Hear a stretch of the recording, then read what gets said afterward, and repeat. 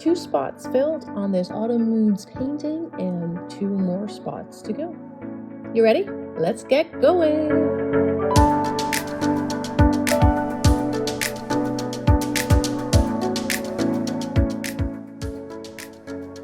Welcome to part 2 of Autumn Moods, and on the first video I painted pumpkins and a leaf, and we're going to continue on with the 2 last paintings. Now if you haven't seen the first one, I recommend you go see it. I'm going to pop it up for you, and it will also be down in the description and at the end of this video, so you can find that one.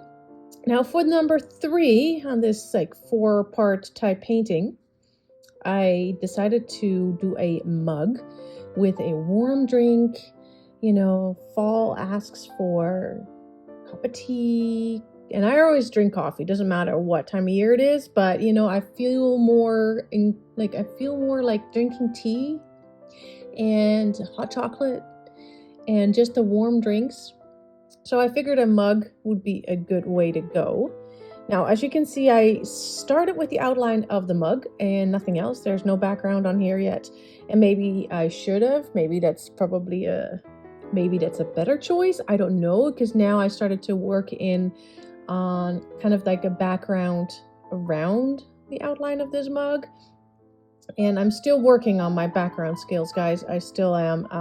I haven't quite figured out if I should start with like a base color and then go on top of that, or like what I'm doing right now, I'm just going on like the plain white of the paper, but that sometimes is a bit harder to cover. Like, I don't know, like give me some tips here, okay?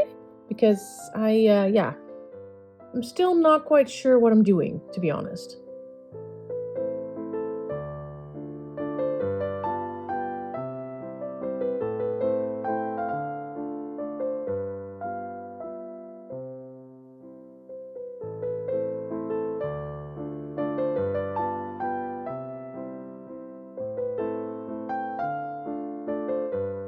Working off of a reference photo and trying to kind of make a bit of a smooth, somewhat like soft-ish background.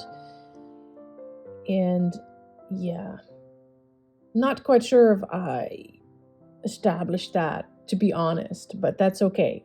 I mean, you don't know until you do. You don't know until you try. And yeah, that's what I'm doing. I thought, well, it's just another opportunity to see what I'm capable of, or what needs more work, or what comes to me naturally.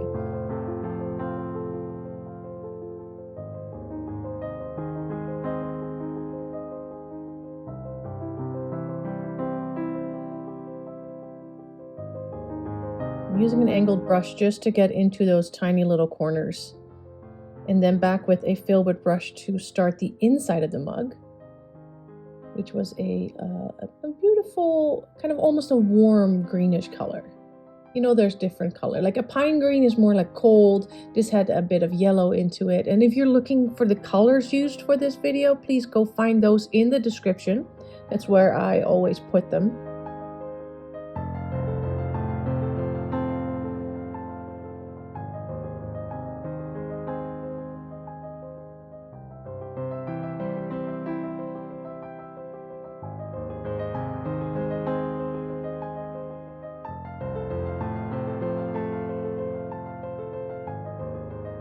Just have the tip of this brush covered with a lighter green and trying to get a little bit of highlights into this mug. One color, it's going to make it flat. You need an array of different colors to try to make it look a little bit more, you know, real. Excuse me for the little bit of vibration there on the screen, like it's kind of moving around a little bit. Not quite sure why. Sorry about that.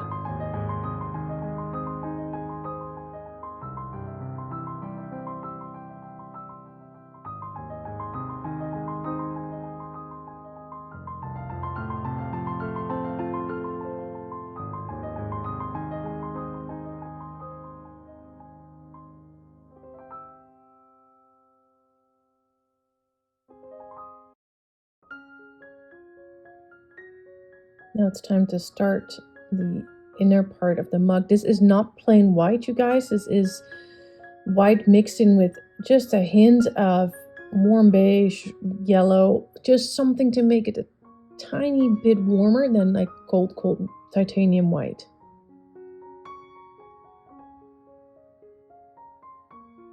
Now the goal for this is for it to look like it's a drink with whipped topping, and on top of that whipped topping a sprinkle of, probably cinnamon, nutmeg.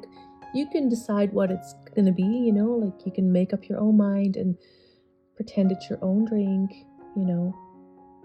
What do you like on top of your hot chocolate or latte or what have you? So I'm going in with a bit of a grayish, almost like there's a bit of green in this, just to try to create some shadows. So this is supposed to start to look like whipped cream. And this is plain titanium white. I'm just going to go in and trying to define whipped cream. Mind you, I've never done whipped cream before. I am not usually doing still life at all. I just wanted to try something different, and I thought, well, it's just a small surface, so I'm not using up a whole piece of paper. And yeah, just to see if I was capable of doing this. Now I'm just adding in a little bit of a shadow around the edges.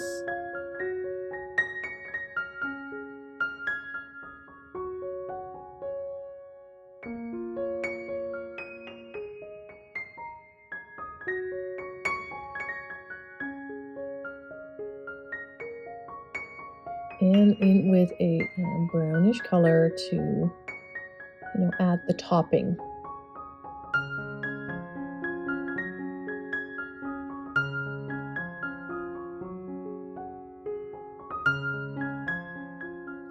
I was struggling throughout this painting because I just didn't quite know how to play with the colors and the shapes to get it to look like whipped cream that was like freshly put on the drink, and the same with the garnish.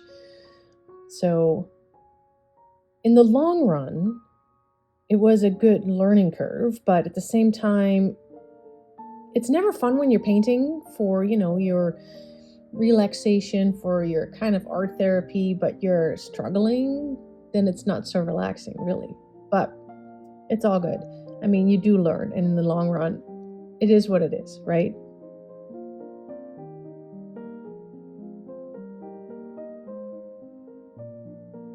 And there I go with my absolutely non-steady hand.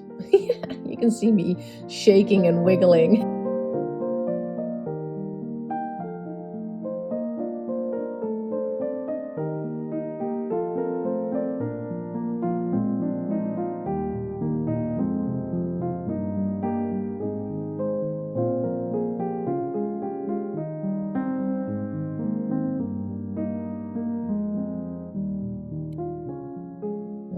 Back in with white, and I'm really trying to make it look like fresh whipped cream.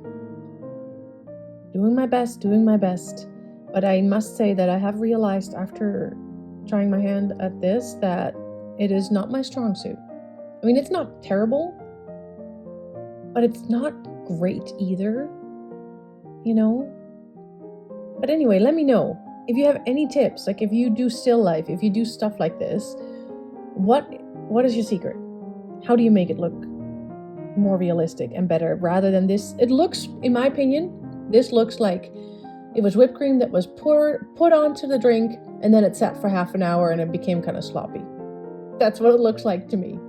But hey, I'm my own worst critic, right? So let me know what you think.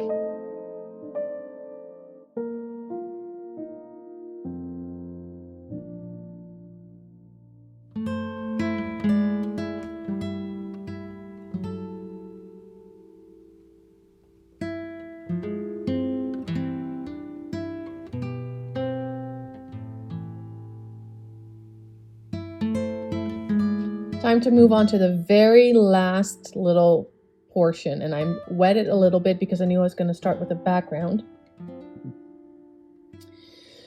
Because I ended that last painting before this one on a bit of a frustration kind of, mood, I decided to do something that I just know that I'm good at, and I was going to do a bit of a landscapey type painting. So what better way to represent fall with a very warm sunset? So that's what I'm putting in now as a background, is a sunset in the fall with fall colors. And I really loved this part. I loved how easy it actually was to create a very fall-like mood.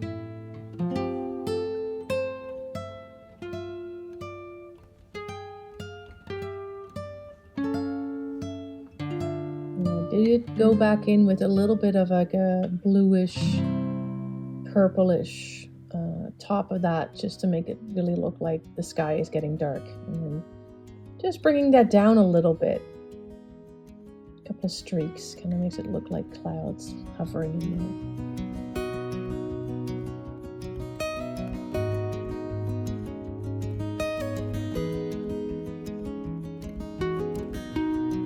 So if there's one thing I'm comfortable with, it is doing landscapes, it's doing trees, and yes, guess what? This is a trunk of a tree.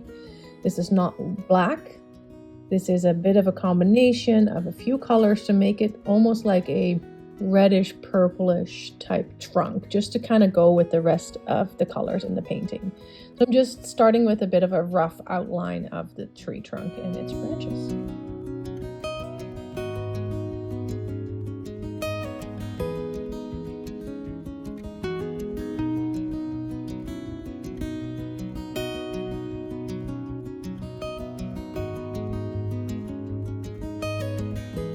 Some of you know this is one of my favorite parts, is to put in the smaller branches, the smaller details, to make a tree look like a tree rather than just a few straight sticks. Yeah, I enjoy this.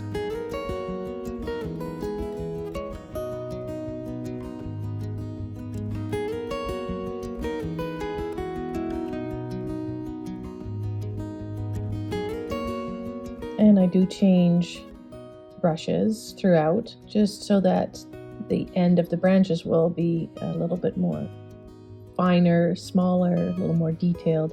Can't do it with a big brush, at least not very nicely.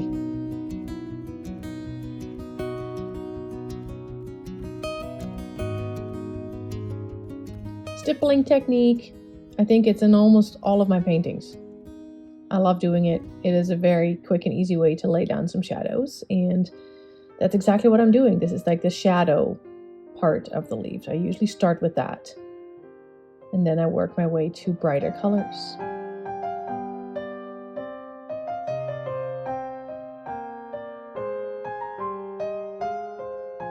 Trunk will come alive if you add some highlights, so that's what this is. It's a bit of a brownish, yellowish color. It's obviously lighter than the trunk, and I'm just trying to highlight the bottom part of the branches because the sun is setting, right? So it is actually shining, you know, at the bottom of the tree there.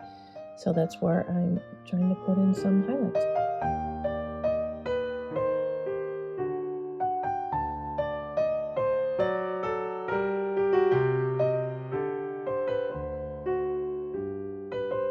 And then I went in with a bit of a reddish color, trying to keep all this in the fall type vibe. And I know that if you want some more realism, you gotta add a few more colors to make it pop and look real.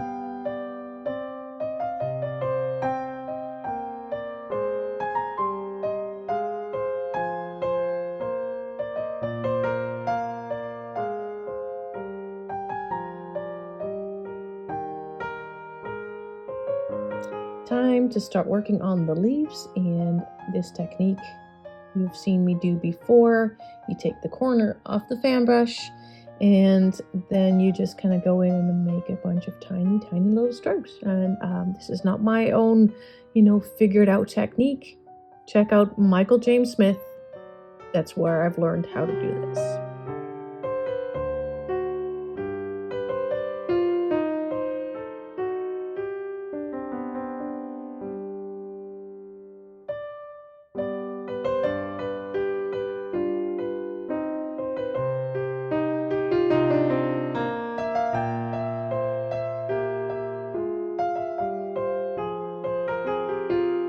as I go farther down, I try to add more brighter colors. The closer to the sun, the brighter it should be, in my opinion, and more towards the top of the painting, it should be darker because there's more shadow there.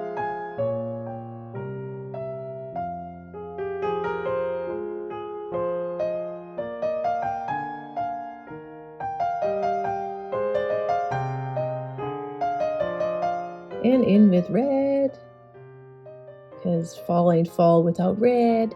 And you may wonder, well, you can barely see it against the background. That's true. It's just really more for it's just more of a nuance and a color that blends in and brings stuff together. It's kind of like a glue almost, you know, that pulls things together. And then here at the bottom part, it definitely will stand out more, right? Because the background is lighter.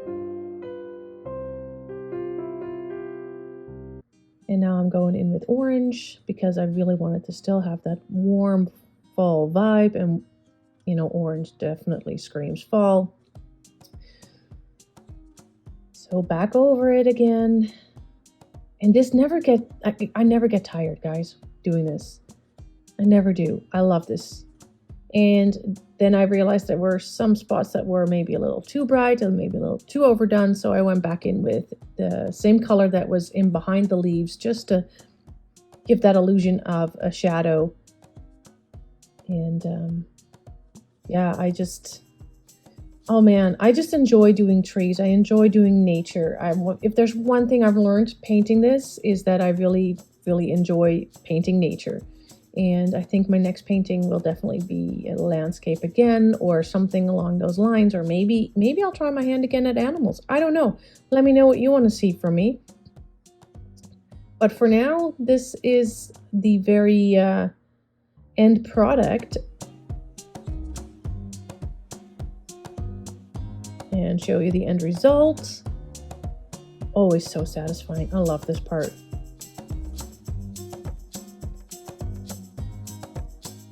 There you go, guys. Autumn moods. Tell me what you think, and I thank you so much for watching. Go check out the previous video if you haven't, or check out one of my other videos that are popping up. Have the most awesome day, you guys. Happy November. Bye-bye.